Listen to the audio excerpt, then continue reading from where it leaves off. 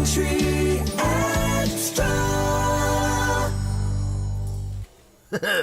We're back. Welcome to the Nostalgia and Comedy Show on Black Country Xtra. I'm your host, Dave Dinsdale. Welcome to the wonderful world of Dinsey. With me in the studio we have as my co-host, comedian and actor Mikey Crump, and special guest, comedian Steve Dodd. To start with, we'll listen to some nostalgic comedy from 1974 from the Wheel Tappers and Shunter Social Club. It's Frank Carson.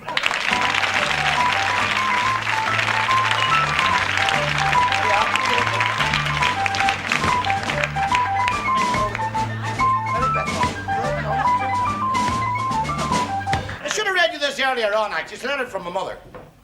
She says, "Dear Frank, you've now been away for 3 weeks and we thought you were still in the lavatory." I have put 3 socks in this parcel. As you said in your last letter, you had grown another foot.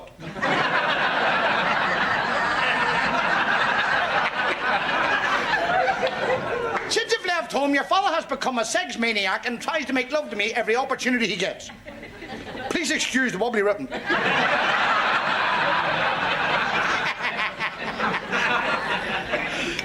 The insurance man called this morning and said, if the last instalment on your granny's funeral isn't paid, up she comes.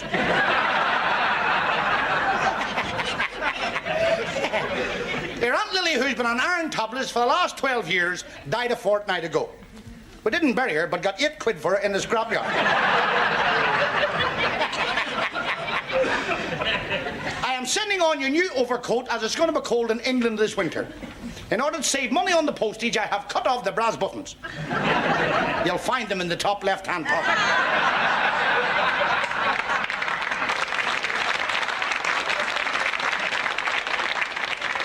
Your Uncle George had a narrow escape yesterday when he fell off a scaffold, and he would have broken both his legs, only for the rope round his neck.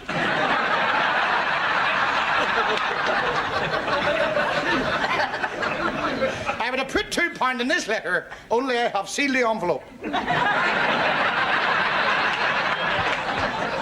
Your Uncle Harry, who is a sergeant in the paratroopers in Germany, jumped out of the aeroplane and his parachute didn't open. He landed in a big field full of horse manure.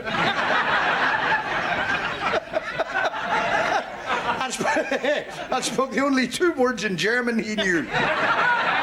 Achtung. The chemist shop at the corner has been broken into, and the thieves have taken everything with the exception of contraceptives and Brill cream.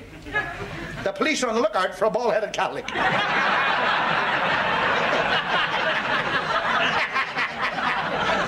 I wish I was sitting out there listening to me.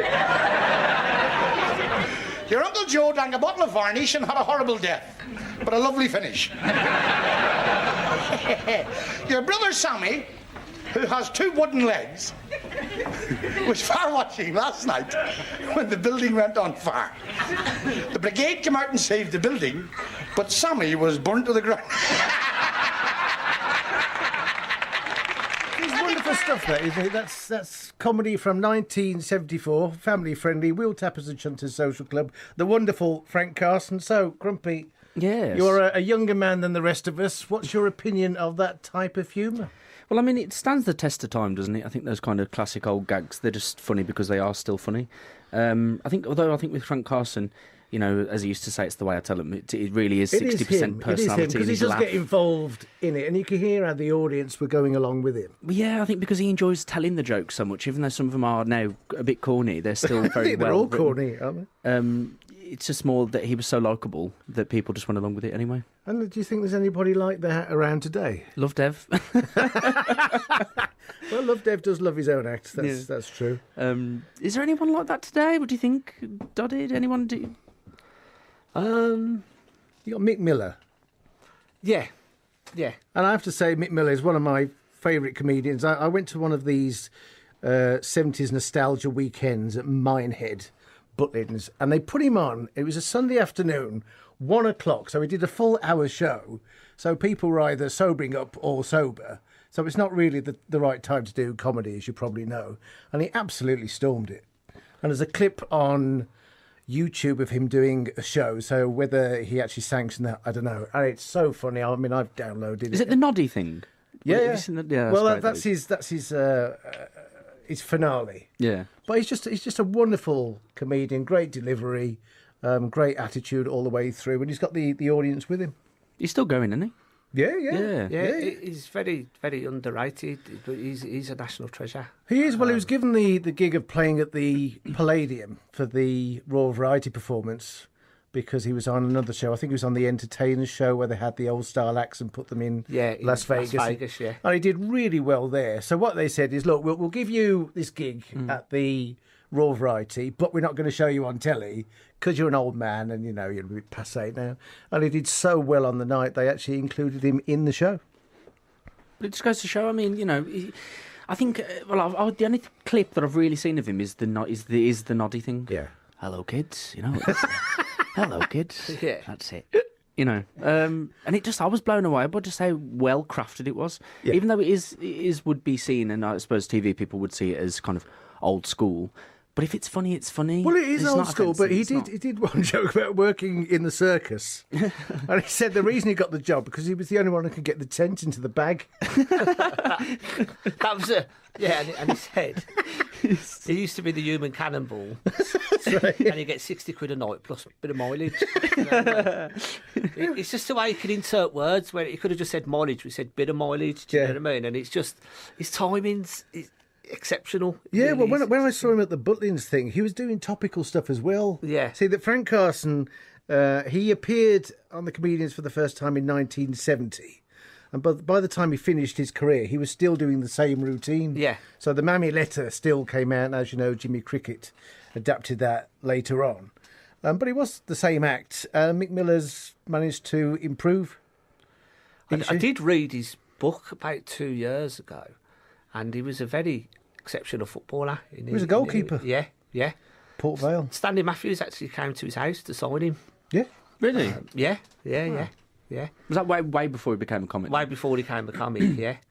And then when he was at Butlins, he was an entrepreneur. He used to sell. He said it used to finish at 10:30, 11, and he'd make sandwiches and sell them at the end of the night. Because if the meat wasn't cooked to a certain size in the kitchen, they'd throw it away. Yeah. That's how meticulous there was in those days. And he said he'd get all that meat, buy the bread, and he'd sell cobs at the end of the night and make his money up that way as well. All right. Yeah. I bought the book, but 10 pages were missing in the middle. And it included the bit about his time at Butlins, because he was there with Roy J. Do you remember Roy J., the Slitherman? Yes. Spook? Yes. And he had a career about 2 or 3 years, quite big, did an advert, and then disappeared. And I saw him 10 years later in Benidorm. Well, my dad seen him in Benidorm, and he said he was absolutely brilliant. We said it was sad to see him now in that setting. Yeah. Where he'd come down the ladder, basically. What's but the he said book he was called? still fantastic. What's the book called? The Mick Miller one. I'll sort it out for you. I'll sort it out. Do you? I'd love to read that. Yeah, it's a brilliant book. We say we have Love Dev now, but we have Nipper Thomas, who's a local legend. We will try and get him on because he's got a story to tell, but he's a character. So Well, I've seen Nipper actually raise the dead once. Yeah. We was at it was Harborne Social Club. Oh, that one. And he'd done an hour's Yeah. show, but for the first 10 minutes they just didn't want to laugh. You get some audiences that just didn't want to laugh, but Nipper just carried on, and by the end of that hour he had a meeting out the palm of his hand. He was absolutely fantastic, absolutely brilliant. I saw him do that at the Barton's Arms, in Newtown. Yeah. And I think it was going 10, 15 minutes. He's getting nothing, not because there was anything wrong with him, but they were just drunk. And the people talking and shouting out and whatever. And he just ploughed on and on. And gradually, when there's a break between the talking and glassing each other, they'd hear a punchline and start to laugh. Yeah. And it went round the room. And he did the full hour show. And he was amazing.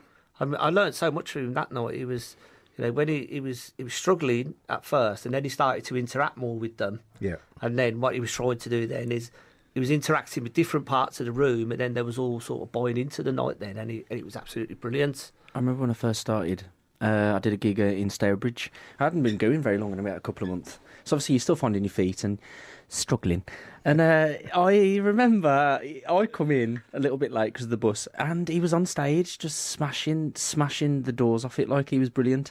And then somebody come up to him and went, "Mike, you're on next." And I thought, "Hey, you are." Great when that happens. Isn't Me and Paul Nightingale were the only two kind of I say camp comics because I used to do a bit of a camp act like. Really? So I mean, yes. Good Lord. And I went on, and that just I went on, and they were so they were so absolutely not interested in what I had to say. So every time I think of Nicodemus, I think how brilliant he was, but also how rubbish I was after him. So Well, they had a TV show on ITV, and it was hosted by Gary Bushell. And so what they did, they went around the social clubs to found unsigned acts, and Nipper Thomas was on one of them. Absolutely stormed the night, and of course didn't get the call. really, Yeah, well, just when he's too old. he was on the telly at one point. I've seen the clip. What was that? Opportunity knocks. Was it? I Well, think it was New Faces or something. I had a word with him about that, and he said he had the original video of Opportunity Knocks when it was being hosted by Les Dawes. And I said, look, bring it round, and I'll transfer it to DVD for you. And I put it up on YouTube as well. So if you want to go on the Dave Dinsdale channel and look, actually, it's not on that one. I've got 3 channels. It's not on that one. But if you look for Nipper Thomas, he does his whole act. And it was really tame stuff because it was BBC. Yeah. And I had another friend called Tim Lacey, and he did Opportunity Knocks, and he had his act. And they said, right, we've got our script associate, John Junkin. He will help you with your act. We said, well, I'm not an all-star comedian. I have my act. And John Junkin was coming along telling him to do these jokes, going, but they're not my jokes. And these are the same jokes that you have on every week. So if you watch these old shows and you go, why are they telling the same joke every week? It's because they've got the same They've been ticked script off. associate. Yeah. Yeah, vetted. Yeah, Oh. I was terrible. Yeah. In fact, funny enough, I was watching Inside Comedy last night. It's a series on Amazon, and Larry David was talking about Seinfeld. Yeah. And they had the same problem. That after the first season, they brought an executive producer in, and he said, That bit worked. no, I don't want to do these bits. And it was all the bits that Larry David had done. Yeah. And Larry David, and they said to Larry David before the meeting, don't say a word, don't open your mouth in there, because they knew he's trouble.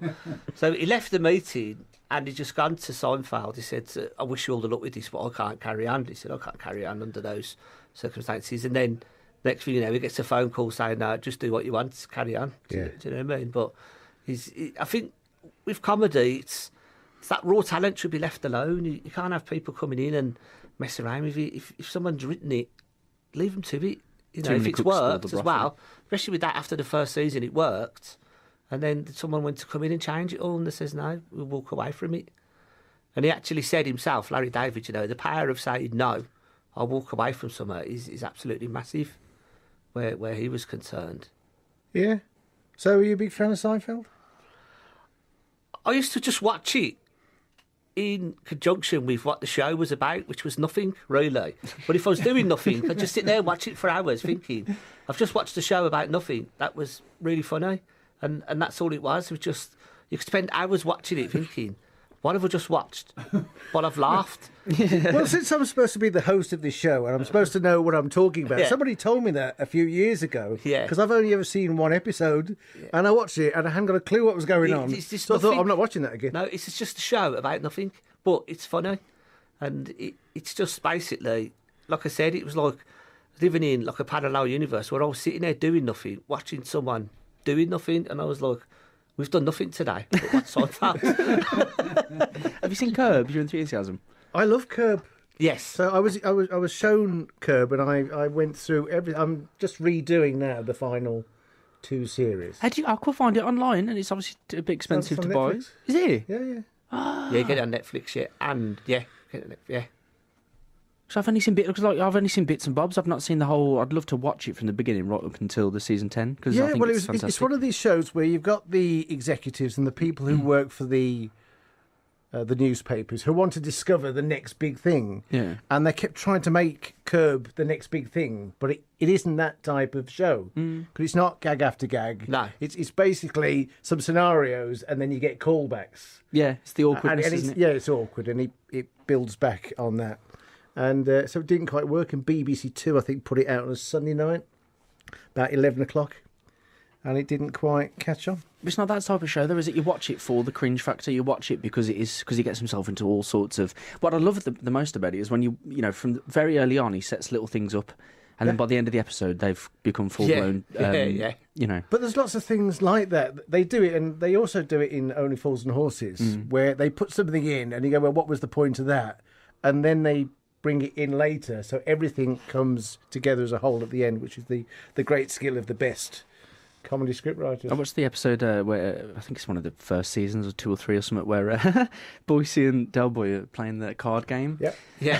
He obviously wins. He's betting the keys to the flat, and I just thought it's so it was so tense. It was like watching a drama, but with added laughs. It was such good writing. Yeah. I think there's parts in Only Fools and Horses. Well, there's definitely parts where you get really emotional. Yeah, because you love the characters, because they're real people. Yeah, when he held the baby up, when Damien was born, and he held him up to the window and spoke to his mum, it was like, oh my life. It was like, you just wanted to cry your eyes out. Or in the lift, when he turns the lift off, so he can have a chat about his his troubles, stuff like that. It is real, because the characters are so, real, I suppose. Well written. Yeah.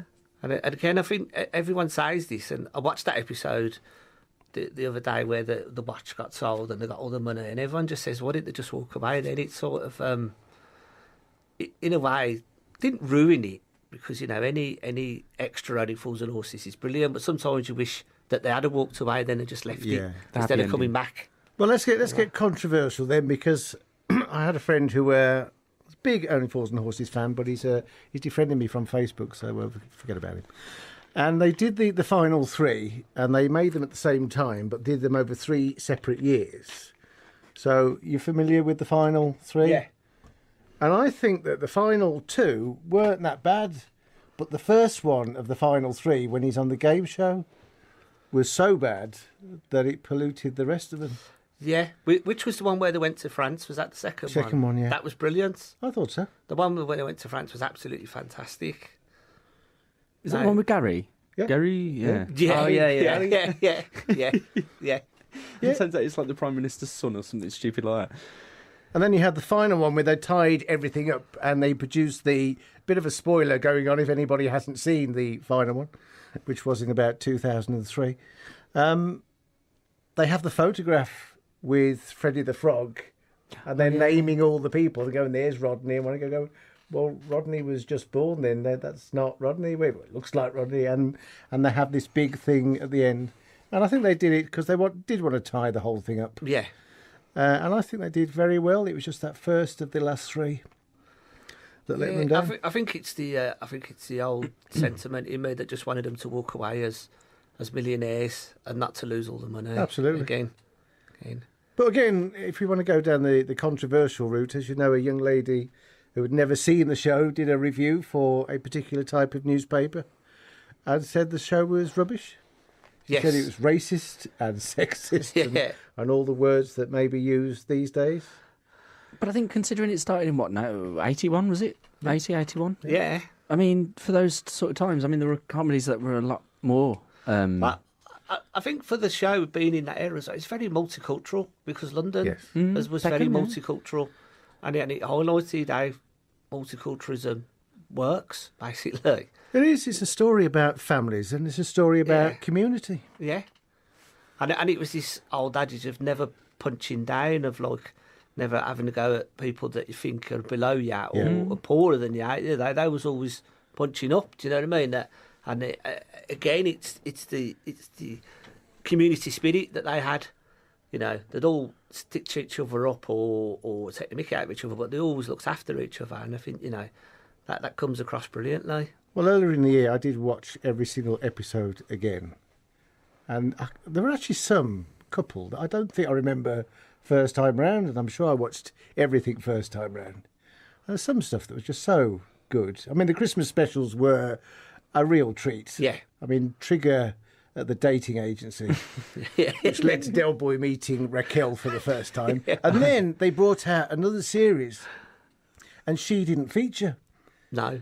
And then she was brought back for the Christmas show the following year, and then she became part of the cast. Oh, he goes and finds her at the where are they now? It's when they go on the Jolly Boys Margate. houses. Yeah. Margate. And I thought that was brilliant, the way that the chance meeting, that seeing her on stage, Yeah. and then bringing her back to Peckham. I just thought that was absolutely brilliant. But the that was. Margate episode, all the way through, it's so good. Yeah. But there's no bad lines. They keep the running gags going with Dinsdale and his ear infection. Yeah, yeah. They blow up the coach. Trigger and his dolphin. It's just, it is the fact is that when you're out on a weekend like that, it's every man for themselves. And they highlighted that fact as well when they all scarpered off to different bed and breakfast. It's very slowly. Yeah, Start to drift. Well, I'll see you later then, mate. Yeah, that's right. As much as you love your mates, it's like every man for themselves, really, when they're in those situations. That was the one where Uncle Albert was in bed telling the story about it being so cold on the boat, the flame on his lighter froze. Yeah. And you got that singer. That is the one who's crying over you. No, that's another one. That was it. Yeah. I got confused It's because there was a Magic singer Act. on at first before Raquel came on. Yeah, with that's not the magician. choir one. Dell's having a go all the way through. And he goes, the singer's on in a minute, and she just gives him a dirty look, the singer does. Oh, really? So, yeah, what are you doing? Oh, I got that episode mixed up because it's the Magic Act and she's the glamorous assistant. Yeah, and his doves fly off in all different directions. And he wants to give him a punch, doesn't he, in the hotel room because he thinks they're together. Yeah. Oh, happy days. But then it became more domesticated because for the 1989 series, which is when it went from half an hour to 50 minutes, they brought in Cassandra. Yeah. So do you think that helped or hindered it? Because people on the websites have said because it became more of a soap opera, really. I don't think it did hinder it. I think, again, the sign of a good comedy is where you can keep introducing characters and situations, and it's still really funny. I mean, you know, Rodney meeting Cassandra, leaving his coat, sewed into the back, and then, you know, he's trying to make out he lives in a big posh house, and, you know, I just think that John Sullivan was a genius, and every character that he brought in, It was because that could all happen, Yeah. and even someone as dim as Trigger. yeah, I do know people like that, really nice, genuine people who say, Name them. I will when the red light goes off. well, during We've performed with at least one of them. during the pandemic, the start of the pandemic, I actually put shake and vac on a wooden floor, so I'd put myself in that bracket. You know? I didn't realise. My mate said, well, what have you done that for? I says, well, it smells nice. He goes, no, your vacuum smells nice, but your floor doesn't. I said, but I didn't know that you couldn't put shake and vac on. Well, you can put it on there, but it does nothing, basically. It just cleans your vacuum. So yeah. So I would put myself in that bracket, unfortunately. Well, I did some laminate flooring upstairs, and I didn't have the right tool to cut it, but I did have a tile cutter. So I put this tile cutter in the middle of the room. Yeah. Right? And of course, you know, the blade on a tile cutter is really, really sharp, isn't it? So, well, this will work. So I'm there about half an hour cutting this bit of laminate floor, and there's this burning smell. And I did finally get through that. Right, I've done. And then when I picked up the tile cutter, it'd been working so hard, I'd burned also a great big black hole in the middle of the room. So I had to get all the stuff up again and start all over again. So yeah, we've all done a trigger. Yeah, we've all triggered. We've all triggered. We've all triggered. It's like the classic line about he got that award for having the same brush for how many years? 20 years, yeah. It's like so many different heads and so many different handles. Yeah. Well, they said that I think if you go through all Trigger's dialogue for the whole series, there's about 4 pages. And David Jason and Nicholas Lyndhurst used to get annoyed because he'd only have 2 or 3 lines, but they were the lines that people remember stole the show. You knew something was coming his way because, like, when he was selling the doorbells and like, because what idiot would buy them? And you just knew that Trigger was there, and he just, I'll have one. But it's like you knew it was coming, but even when it was coming, it was just even funnier when he said it. But you knew it was coming. Well, my favourite line of Trigger in the whole series is when Del Boy goes hand gliding, and crashes, and then pretends that he's paralysed. And turns up in the flat in a wheelchair, and he says, "Look, Rodney, I know you didn't want to do this to me, and I may be paralysed for the rest of my life." And Trigger says, "Well, could be worse, Del." He says, "Well, how could it be worse?" And Trigger says, "Well, my granddad had one with a squeaky wheel."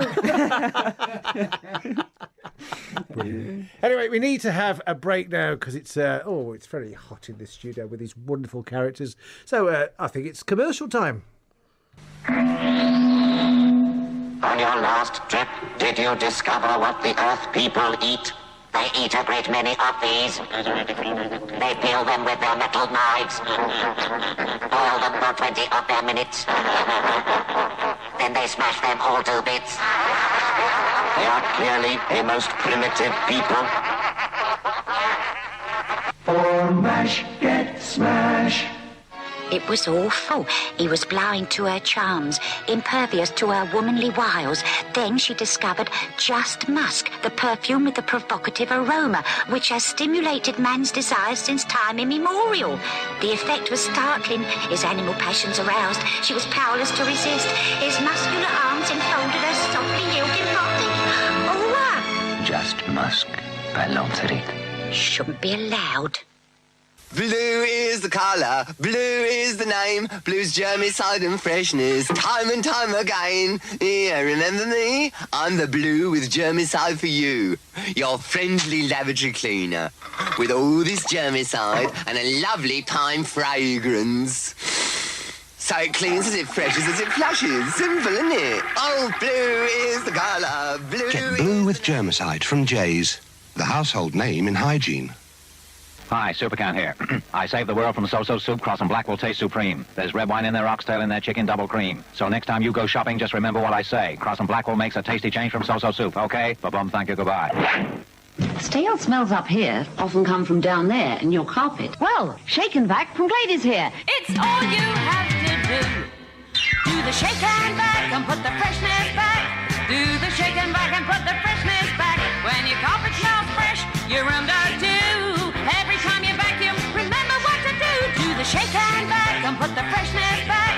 Do the shake and vac and put the freshness back. When your carpet smells fresh, your room does too. Every time you vacuum, remember what to do. Do the shake and vac and put the freshness back. Shake and vac, the carpet and room freshener from Glade. For generations, people have played battleships. First with paper and pencil, and now with real live-action sounds and vision with Computer Battleship. First, program your targets into the computer. Then fire and destroy. Plot your progress on the battle charts. Can you destroy your enemy's fleet before he destroys yours? For the computer age, Computer Battleship from MB Games. I don't suppose you have a copy of Fly Fishing by J.R. Hartley. It is rather old. It's by J.R. Hartley.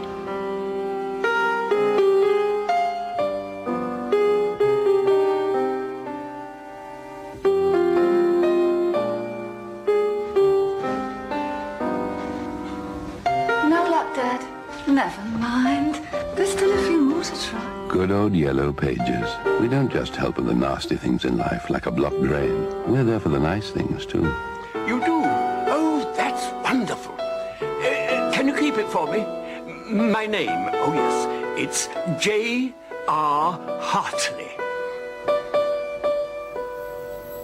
Leave it, leave it to lead, leave it to lead. Song and motion. Leave it, comfortably, elegantly. Leave it, leave it, leave it, leave it to lead, leave it to lead. Long and leave it, tastefully, coordinately, playfully. Leave it to Lee Longlands. Leave it to Lee Longlands, Broad Street, Birmingham. We're back. Welcome to Nostalgia and Comedy on Black Country Xtra. I'm your host, Dave Dinsdale. We have with me Mikey Crump. Hello. And Stevie Dodd. Hello. And I promise you, I did not tell him that Shake and Vac was on the collection there. What a happy coincidence that was. I know, yeah. It just goes to show. Synchronicity, isn't it? But I love the old adverts. And it sounds really sad, but I collect them. Yeah. Yeah. I've been collecting them for years. They sound a lot more jolly, don't they? They sound jollier, a lot happier, like a happier time. It was, you know, terms and conditions apply. It's like, you know, now it sounds like everything done by the government. Well, you wouldn't have had terms and conditions apply then because they didn't. Mm. The laws have changed over the years because so many people have been stitched up. No health and safety, no terms and conditions. No hard hats needed. Yeah. Do what you want. Well, you want to go in that building site there and go get your dad. Go on. Yeah. Well, they used to put out public information films. So, and these people actually paid money to come up with these TV commercials to warn people of the dangers of certain things. They had one about burglary. And it was don't let too many people in your house. So the doorbell kept going and this woman kept letting all these people in. And then she went into a lounge and all the stuff had been stolen. Well, you couldn't let that many people in your house. Into an advert. Did they? Yeah. And there was some terrible ones. There was the person, there's the canal one where someone was drowning. Yeah. Oh. Did you not see that from their point of view, didn't you? Where they make out you're the person that's drowning. And then there was the frisbee that went into the electric pylon. That's right, yeah. Now, in all fairness, a frisbee is what? £1. Do you know what I mean? And, Yeah, but back in 1976, a pound was a pound. It probably wasn't. But you used to get them free with Lucky magazine in them days. So I just let it go basically. They had one about don't put rugs on a varnished floor or a wax. No, it's a wax floor. Don't put rugs on a waxed floor unless you Scooby Doo. Yeah, well, obviously. Yeah. Yeah. No, I don't. Yeah, I mean the earliest. I think the earliest. It's not going to be early for you guys, maybe, but the earliest advert I remember is full moon, half moon, total eclipse. Jaffa Cakes. Is that the earliest? It was about 95, was it? I think. No. But I was only 2. Yeah. 95, so that was the earliest one I remember. No, I go back to the early 1970s. I was here now. I was just. And then you had one about mixing tyres on a car, cross-blowing radial. That's yes. Yeah, we had follow the country code. Yes. And there's another one, don't bank up your fires at night because you'll get smog. You talk to people today, they go, what's smog? Oh, it's smog. That's when we really did have a environmental problem. What's the Miriam Margolyes did the bunny, the chocolate caramel? Yeah. When your sexy voice, but have you seen her? Do you know what? You've just ruined that bunny for life for me. I didn't even know she'd done the voice for that. You've just ruined it for life. Yeah, for me. yeah. Well, that's it now. Every time you ever hear that on YouTube, I hope you think of Miriam Margolyes. My new favourite runner is the one out of Who Killed Roger Rabbit now then, because that one's just been knocked off the charts. The Cadbury's Caramel one. Yeah. You've just told me you've done the voice. Well, that's it. At least, I've told you the truth. Yes. Well, voices are so important, and I think the voices now, a lot like the football commentators, they don't have the same effect that they had years ago. Barry Davies and John Watson were great. Yeah. Hugh Johns was great, and the governor, of course, David Coleman. You had Brian Moore. Brian Moore was brilliant. Do you know who discovered Brian Moore? Who? Jimmy Hill. Did I? Yeah, Jimmy Hill was made head of sports at London Weekend Television when they won the franchise, David Frost's franchise. And he was driving home in the car and he heard the guy who used to do the local football reports. He said, I like him, I'll give him a job. He's fantastic. And he had a long and illustrious career. Wonderful voice. And I listen to the old TV commercials now. And I'm actually going to do a feature on one person. Every time you watch commercials from the 1970s, this guy is almost guaranteed to appear. If you get 10 commercials, he will be one of the voices. Name's Gary Watson. Gary Watson. Anyone know Gary Watson? No, well, not personally. He's a sort of part actor. I think he's still alive. Now, if you watch real life documentaries on Channel 5 now, John Thompson does every single voiceover. How does he? Every programme. But some of them are brilliant. Some of the programmes, like Bargain Loving Brits in the Sun, I love it. I think it's fantastic. Like people living in caravans in Benidorm, and they're just retired or semi-retired, and they just love drinking and eating. I just think, what a great life. Do you know what I mean? They're absolutely brilliant to watch. Well, he's got a good voice, and he must have his agent. voiceover work's fantastic. But he's not the one who does Come Down With Me, is it? That funny one? No. He's good. He is very good. He's very good. Well, they did get rid of him. Oh, really? Because I think he said I'd had enough, and they tried to bring someone in and go, but he's irreplaceable. But he's the one who makes the show? Yeah. They had to get him back. And somebody I've actually met. In fact, I think, Doddy, I sent you a clip where I met him as at one of these TV festival things, and it was, Talking Pictures. Yes. See it on Freeview, so they play a lot of the old black and white stuff.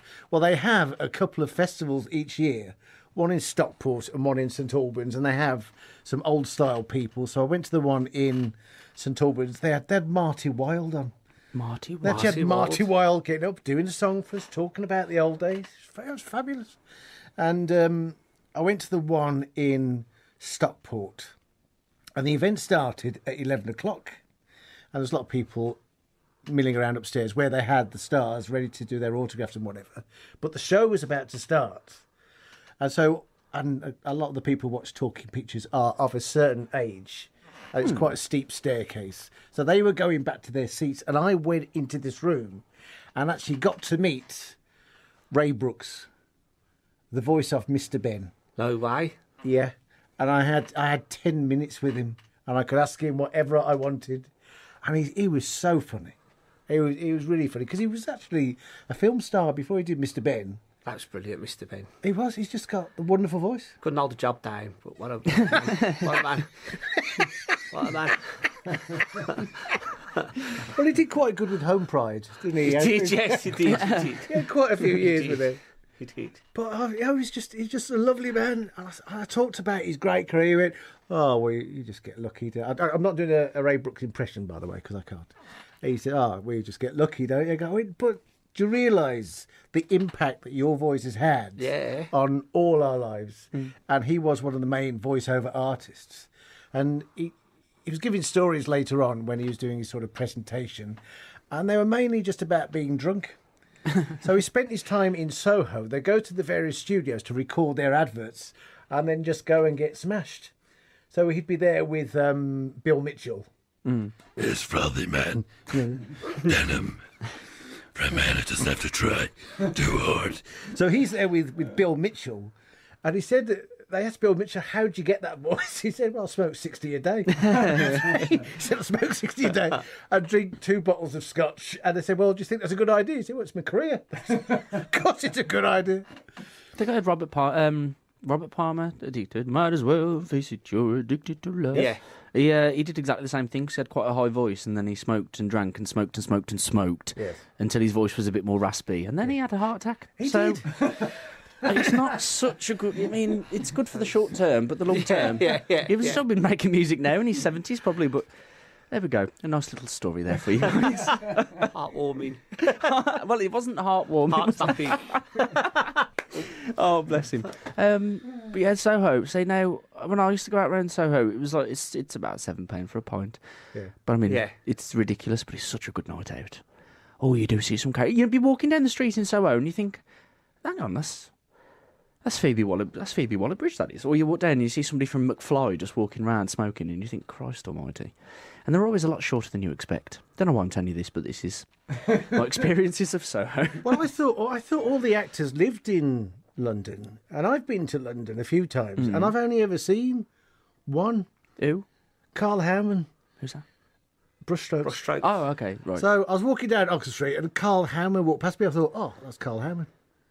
And that was it, really. I think that's the only famous person not on a stage I've ever seen in London. You see a few of them every now and again, or you just see some famous comedian or something, and you think, hang on.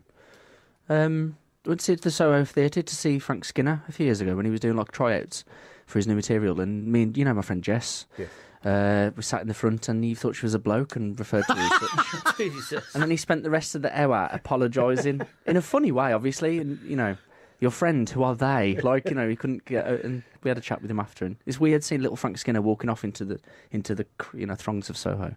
I love it down there, man. Not for any particular reason. It is. I love a night out in London, but I'm not a fan of London itself. You don't like it? A night out in London. I don't know. Everyone just seems in a rush. Yeah. You know what I mean? I'm quite a lazy person. I can take it for 3 days. I can take it for 3 days, 3 days maximum, and then I have to come back and really appreciate the fact that I live in the second biggest city, in theory, in Britain. It's a different world down there. It's like everyone's just rushing everywhere, and I'm either walking against the crowd, or I'm just walking that slow that people are just walking past me and tutting. Sorry. Yeah, you can get like that, and nobody speaks. Yeah. Nobody wants to speak to you. Nah. At all. Right, well, we need to speak to Steve Dodd. So before we do that, we'll play a clip from one of his idols. It's going to be Les Dawson. It's Les Dawson with Sissy and Ada, Les Dawson with Roy Barraclough.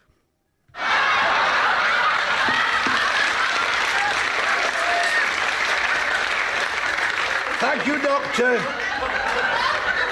Are the suppositories the same length?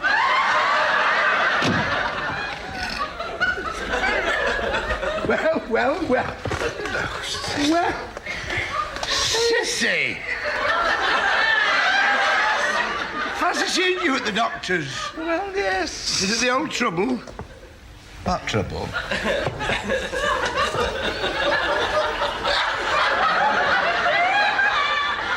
Woman's trouble. Last year when you said you might have to have an hysterical rectomy.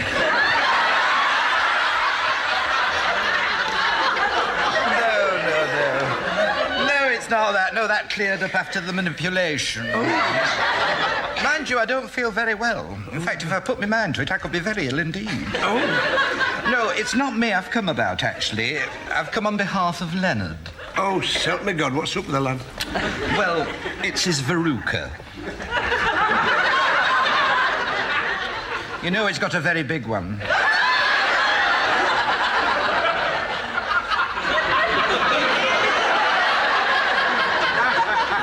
Fancy. I mean, he can hardly get his shoe on for it.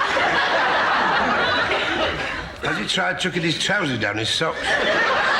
Oh, it's much too painful to do anything like that. But he doesn't know what to do with it, does he? Well, he doesn't. I mean, it's all he could do. I mean, he couldn't hop down here, you know. I'm not surprised. That's why I've come to see if Dr. Patel can give something for him. But it did the same for me when I came about my Bert. I told him exactly what's wrong with my Bert. Oh? And what did he give you? His deepest sympathy. Not surprised, knowing your Bert, you deserve all the sympathy you can get. I mean, what's the matter with this scoundrel now? It happened 2 days ago. Well, 2 nights ago, actually, after he'd been to the pub. I'm surprised he can afford to go to a pub on the dole like he is. They had a few drinks too many, and... Well, my Bert came home about 2 o'clock in the morning, and he just fell asleep, sat on the lavatory. And he was still there the following morning.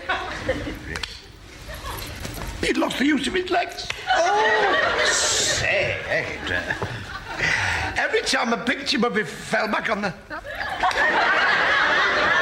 I say, well, perhaps it was psychosomatic.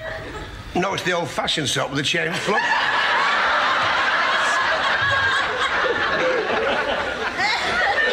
Actually, we've got a crack in the pedestal after have it grouted.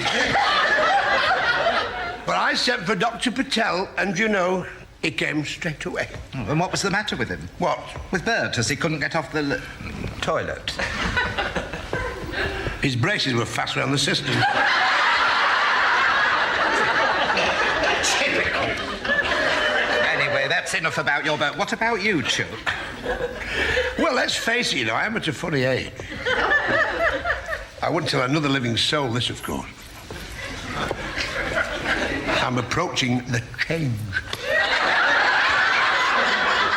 Approaching the change? From which direction?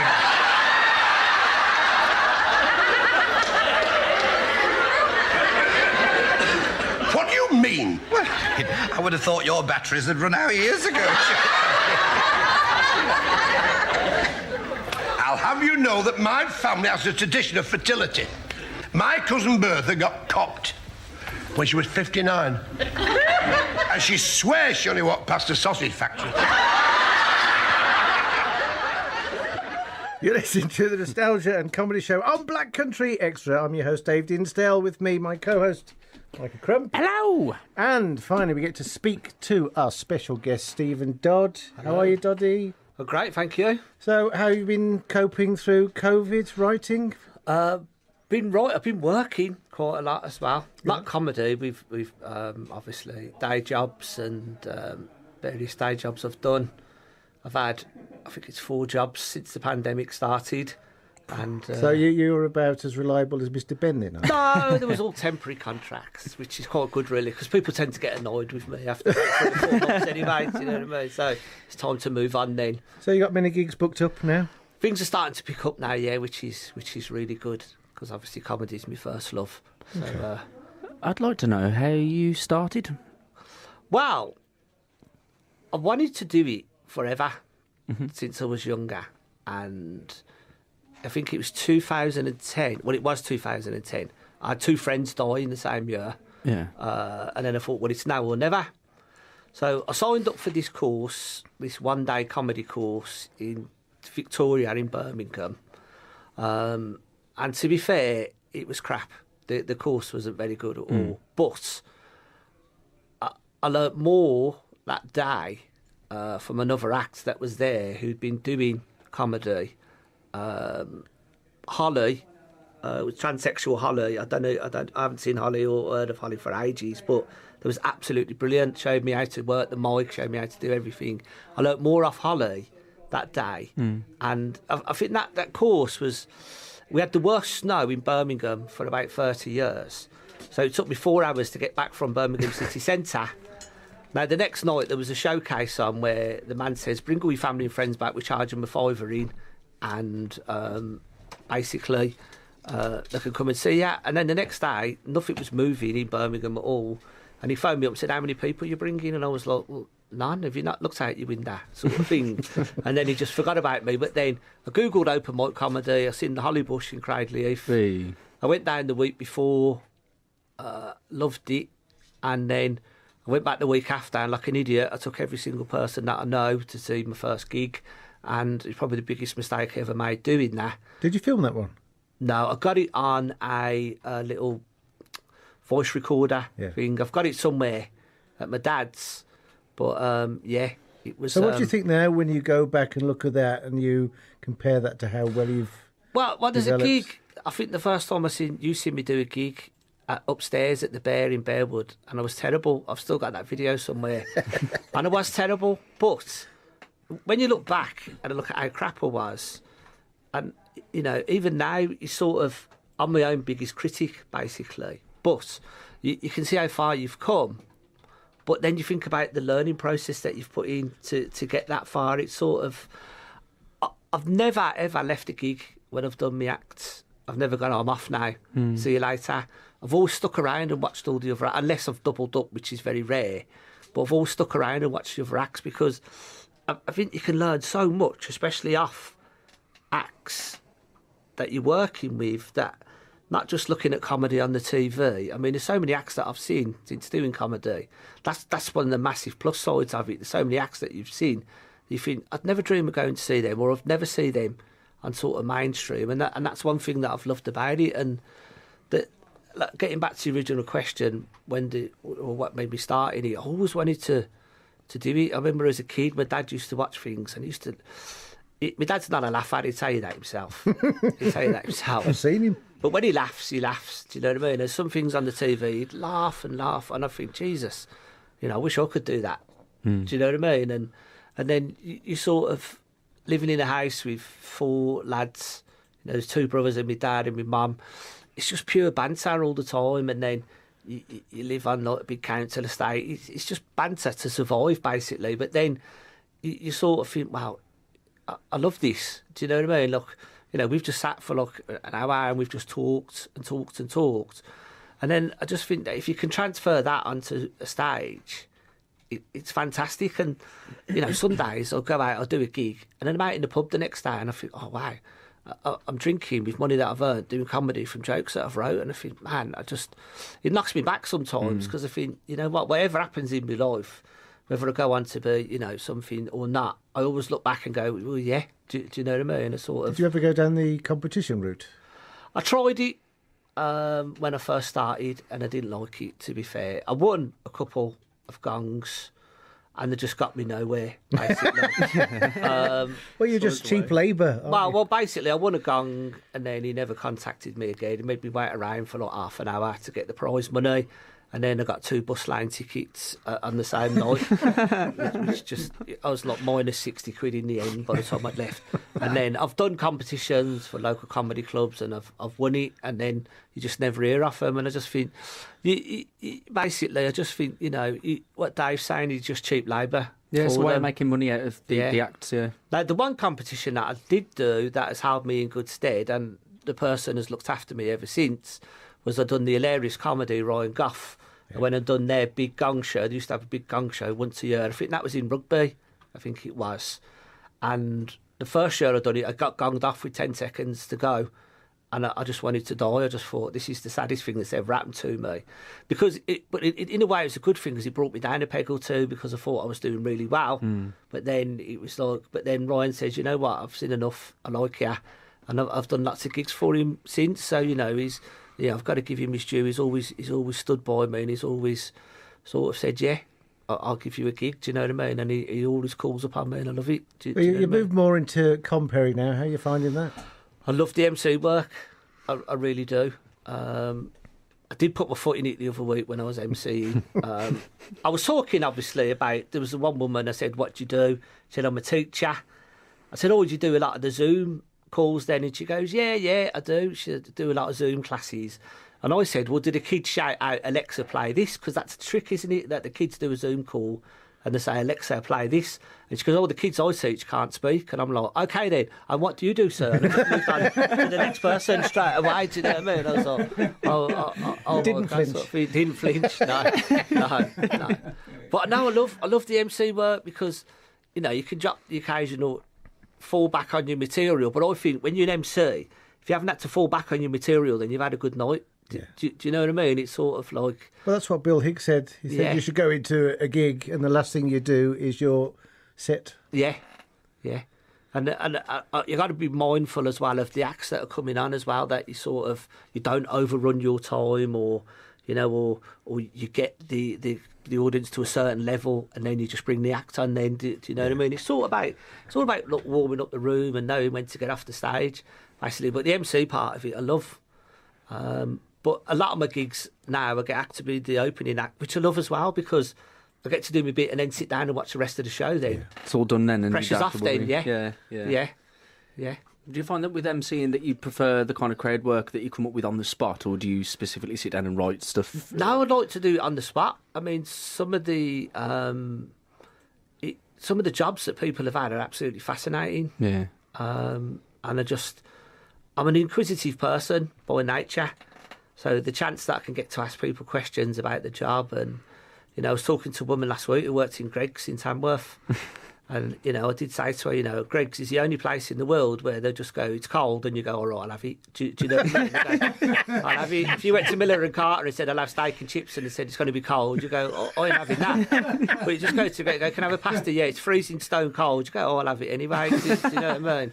And then I said, do you get much trouble in there? And she says, well, people have threw food at us. And I said, whoa, hold on a minute. I said, if people are throwing food at Greggs in Tamworth, that's it. It's anarchy. The world's over. Do you know what I mean? So for people who don't know your act, and I did play the Les Dawson clip for a reason, who are your inspirations and how would you describe your own act? Well, I'm more of a one-liner that I build into sort of subject stories going along, self-depreciation mostly about me, the area where I live, Quinton. I love Quinton, do you know what I mean? But, it is a rundown council estate. But I love it, and I love all the people there. Do you know what I mean? And to me, it'll always be home. But Les Dawson is my ultimate hero. Ken Dodd as well. Yeah. I mean, the two of them just devoted their life to comedy. Yeah. As you can, Mikey was talking to me on the break about it. He's got the Les Dawson scrapbook about how he puts his material together. He was, even from an early age at school, he was a wordsmith, basically. And Ken Dodd used to go and sit in the library for hours a day and just research comedy and research words. And, I think you can tell when people put that much effort in that they got back what they put into it, basically. And I think that's what comedy is, really, is you'll only get out what you put into it. And sometimes I'll go weeks, months without writing, but then sometimes I'll sit there and I might not write something in 2 hours, or I'll put loads of subjects down, and then all of a sudden you're driving around. Once you can get your brain into gear about writing, is you there then? I mean, I've read books. There's one book by a bloke called Gene Perrett who used to write for Bob Pope and all the big American stars, and he said, pick your 30 favourite jokes and dissect them. He said there could be obvious jokes, but your mind knows what the joke is. But if you dissect that joke, your mind gets into that rhythm then of working out, of wanting to do jokes all the time. Then everything you see is a joke, basically. Why does that work, and how does that work? Would it work if an extra word was added or taken away? Probably not. It's the way it's structured. Yeah, it's the way it's structured, yeah. Well, if you look at that Frank Carson clip that we started with, not every joke was that good. It was the rhythm. Yeah. It was set up, punchline, and he played the crowd, did the pauses when he needed to. Yeah. I mean, when I first started, I was like an auctioneer. I was going that fast. Mm-hmm. And I think Nipper Thomas told me, my dad told me, Ryan told me, and I think you mentioned it as well, Dave, that, slow down, enjoy what you're doing. And I think that was one of the main things, is when I first started, I was that nervous. It was unbelievable. I mean, the first gig I ever did, I never took a glass of water on stage, and I come off, my gums were up by my nose somewhere, and I looked like one of the Bee Gees by the time I come off the stage. So yeah, I mean, I think it's just enjoying what you do, and that really is, even if you're staring at a blank piece of paper, or if you've got a subject in your head and you want to write jokes, or you want to write comedy, basically, just watch comedy all the time. There's no better subjects to learn about than comedy, because all the time you're watching something and you're laughing. Yeah. So, that for me, I've done loads of night courses and stuff like that and given up. But when it comes to studying comedy and comedians, you can't beat it, because, it's a win-win situation, really. Because even if you might not particularly find that person, it's not your cup of tea, perhaps, you can still appreciate, like, say, Frank Castle, like, one-liners are not my thing, but I can appreciate the kind of construct of the joke, and, yeah. So, we're rapidly running out of time. How do people source you, find you out? I've got Dodd Entertainment on Facebook and Stephen Dodd on Facebook, and basically source me on there. Nostalgia and Comedy on Black Country Radio. Thanks very much for listening. Black Country.